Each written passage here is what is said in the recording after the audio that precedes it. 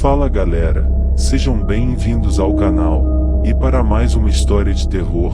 Se gosta desse tipo de conteúdo, não deixe de se inscrever no canal e deixar aquele like e ativar o sininho para receber notificações de novas histórias. Então bora para mais uma. O contrato. A cláusula era bem clara, deveria terminar o conto até o final do mês.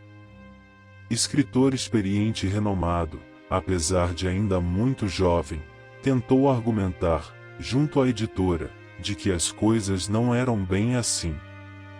Escrever é uma arte, é inspiração, isso vai totalmente na contramão de um prazo a cumprir. Como contra-argumento ouviu que, mesmo renomado e disputado pelas editoras, havia outros tantos com os mesmos predicados. Era pegar ou largar. O projeto em si seria uma compilação de histórias com os melhores autores de contos de horror da atualidade, a chamada Nova Safra. Cada autor teria direito a um conto na publicação e, é claro, aos royalties que seriam consequência óbvia. Além do nome a zelar, que obrigaria a escrever um bom conto, ainda havia toda a vaidade, todo o ego, de ser o melhor entre outros nomes emergentes no cenário literário. Pensou daria conta do recado, e aceitou. Um mês o separavam de uma obra-prima, como já acontecerá em outros momentos, ou de um fracasso, caso fosse o menos expressivo entre os contos da edição. Vivia disso, e um texto medíocre, numa obra de tão renomada editora, poderia significar uma vertiginosa queda no ranking dos escritores em ascensão. Os primeiros 10 dias foram de extremo estresse. Em seu pequeno escritório, seu quarto na verdade, massacrava o teclado com ideias ruins. Tentando fugir de clichês, deletou dezenas, talvez uma centena, de introduções pobres. Ideias medíocres. O público precisava de algo novo, original. Mas como criar uma história de horror original? Casas mal assombradas, vampiros, lobisomens, haveria algo que pudesse, nos dias de hoje, surpreender aos leitores? Tudo já havia sido tentado, tudo já havia sido feito. Com uma ampulheta na mente, o desespero começava a tomar conta. Ele não queria apenas cumprir o contrato e escrever um bom conto de horror. Precisava e era vital escrever o melhor. Passado um terço do prazo e, com tantas ideias ruins descartadas, começou a viver uma neurose. Culpava os latidos de seus fiéis amigos caninos, assim como as brincadeiras da irmãzinha, pela falta de inspiração. Se sua mãe batia à porta, gentilmente trazendo alguma guloseima, era com ela ríspido e grosseiro. Pedia para não ser importunado. Parou de sair à rua e só deixava o quarto para ir à cozinha, quando a fome se fazia insuportável, e tomar banho, de preferência de madrugada, quando não mais ninguém encontrava. Silenciou o celular e pediu que, caso viessem procurá-lo, mentissem que saíra. O pai falava que era coisa de jovens escritores, de sucesso, com o ego inflado, que logo passaria. A mãe mantinha-se preocupada, mas resolveu dar a ele o espaço que ele tanto queria e precisava para criar. Escreva sobre mim, Alexandre, dizia a sussurrante voz. Levantou-se, num sobressalto, voltando-se para a direção de onde viera a voz. Como sempre, a única luz que havia no quarto era do monitor e da luminária que mostrava às teclas o caminho. A voz vinha de uma das extremidades do quarto, num dos cantos próximos ao armário. Fale sobre mim, Alexandre. Mas que diabos, pensou, com a respiração ainda ofegante pelo susto. Quem teria entrado em seu quarto, àquela hora da madrugada? Perguntou-se por quanto tempo estaria ali, na penumbra, observando seu martírio com as palavras e falta de ideias. Eu não entrei aqui, eu sempre estive, mesmo antes de essa casa existir. A voz era suave, tenra, e transmitia algo de bom, de agradável. Mas, tentou responder, com a voz embargada pelo medo, e quem é você? Minha imaginação? Você leu minha mente? Não, sou muito real, e sei o quanto está atormentado. Pensei em não interferir, mas você não vai, de outra maneira, conseguir escrever nada que seja, no mínimo, interessante. Ele sentiu as pernas fraquejarem. Continuava a fitar o canto escuro de onde a estranha voz vinha, então apagou a luz da luminária. Após alguns instantes, quando seus olhos se acostumaram com a penumbra, ele conseguiu, finalmente, visualizar uma silhueta, de pé, ao lado de seu velho violão, ao canto do cômodo. Parecia alguém de pequena estatura. Quem é você? Como entrou aqui? Insistiu, mantendo uma posição defensiva. Já lhe disse que não entrei, e eu sempre estive, é diferente. E meu nome pouco importa, mesmo porque nem eu mesmo o sei mais. O vulto parecia cada vez mais próximo. Deslocava-se suavemente em sua direção. Alexandre já admitia, naquele momento, não estar lidando com algo racional e lógico. Poderia ser fruto da sua imaginação, conforme já questionara, ou até mesmo um fenômeno paranormal. Vivia a vida escrevendo sobre fantasmas, embora se mantivesse cético a tais coisas. Mas começava a mudar de ideia naquele momento. Finalmente, menos de 2 metros os separavam e ele pôde vislumbrar, com a claridade do monitor, a forma de uma garota, bastante jovem. De baixa estatura e magra, com cabelos ruivos e longos, soltos sobre os ombros. O vestido lhe soou de péssimo gosto, como se fosse do século passado. Ela possuía um semblante grave, mas não se mostrava assustadora. Na verdade, desde que saíra das sombras ele se mostrava menos tenso com sua presença. Sentou-se ao computador, subitamente, ignorando o espectro às suas costas, e começou a digitar freneticamente. O som das teclas preencheu o pequeno recinto. Sabia que a história de um fantasma vivendo em seu quarto não teria muita originalidade, mas contava com o fato de narrar o que realmente estava acontecendo e assim, talvez, suas palavras soassem mais espontâneas e autênticas. Começou falando da falta de criatividade e da tensão de ter que cumprir um prazo.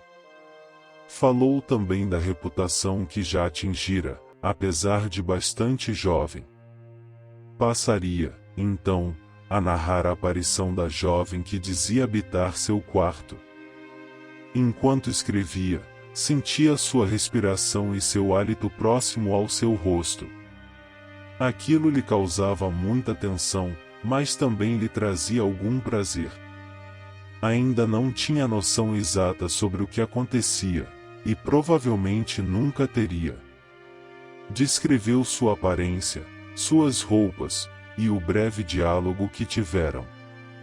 Subitamente, sentiu-se só e, olhando para trás, não mais a viu. Estava sozinho novamente.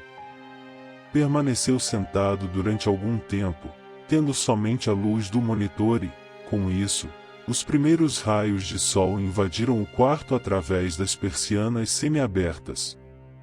Naquele dia, não mais saiu do quarto, mas isso já não causava nenhum espanto a ninguém. Dormiu 2 horas, se muito, e tentou voltar a escrever. Mas não tirava os olhos do canto de onde ela surgira. Não sabia seu nome, aliás ela dissera que sequer o lembrava. Ansiava que ela retornasse, pois imaginava que ela tinha muito a lhe dizer. Tudo bem, filho? Soou a voz sob a porta. Se quiser, deixei lasanha na cozinha, é só colocar no micro-ondas.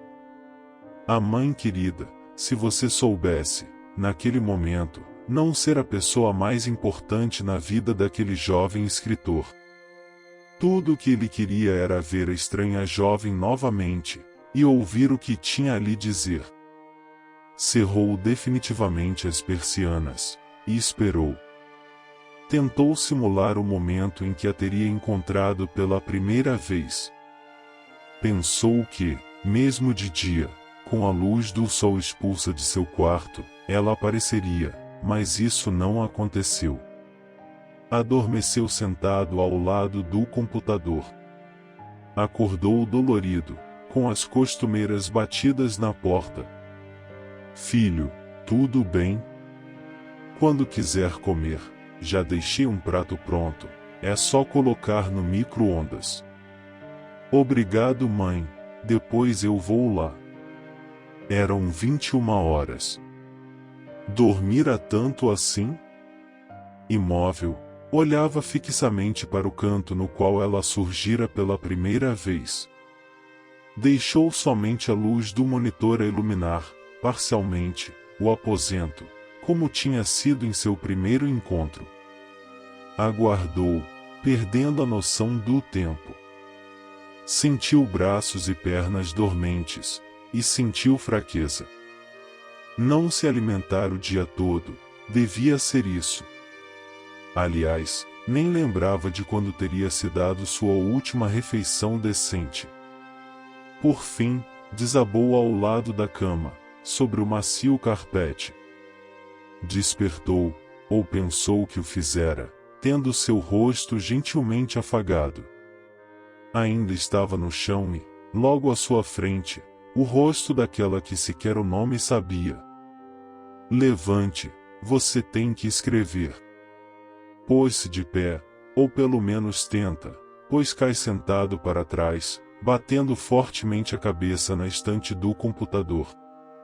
Recompondo-se, confirmou estar sozinho. Devo ter sonhado, pensou. Conferiu as horas, 3 horas. Não entendia como teria dormido tanto assim. Deixou o quarto e seguiu em direção à cozinha. Lasanha, prato feito, macarronada, já não estava certo de qual teria sido a última frase materna que teria ouvido. Tateou o escuro e encontrou o interruptor. Percebeu que coisas estavam diferentes, e lembrou que a mãe dissera que trocariam algumas coisas. Teria estado tão imerso em seu projeto que perderá contato com a própria família? Não os viu trocando a mesa. E por que a geladeira era outra, se aquela que tinham era praticamente nova? Percebeu ter perdido a fome e, então, no impulso, tomou a porta da rua que não via há tanto tempo. Quem sabe uma caminhada madrugada fora lhe fizesse bem. As luzes dos postes lhe pareciam tão mais intensas. Os insetos que as procuravam pareciam tão mais próximos. O laudo atestava que Alexandre encontrava-se morto, naquele quarto, havia 3 dias, no mínimo. Sua mãe contestava tal informação, pois jurava que, ainda na véspera de encontrarem seu corpo, e também antes disso, várias vezes batera à porta, e falará da lasanha, e da macarronada, e do picadinho, que deixaria na cozinha. Ouviu, todas aquelas vezes, responder que mais tarde faria a refeição, e tinha a certeza de tê-lo visto indo à cozinha, naquelas madrugadas em que, de acordo com o legista, já estaria morto.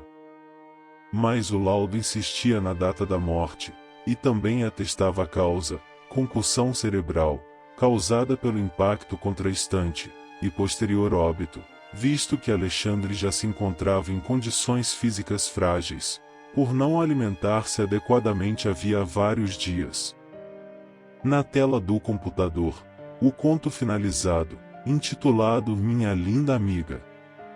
Uma história na qual ele falava sobre o fantasma que habitava seu quarto. Um fantasma sem nome, mas de extrema beleza e hálito agradável, e cabelos cor de fogo. Uma companhia que lhe causava medo, mas também prazer. O conto foi lido pelo editor do projeto, porém considerado medíocre, cheio de clichês e sem originalidade, tanto que foi, posteriormente, descartado da antologia. Um dos mais promissores escritores da nova geração havia, finalmente, criado um texto ruim. A família mudou, depois de algum tempo, colocando a casa para locação, e hoje é raro quem consiga, por mais de um mês, lá morar, pois sempre, durante as madrugadas, Alexandre é visto perambulando pela cozinha, em busca da refeição preparada e reservada carinhosamente pela zelosa mãe. Fim.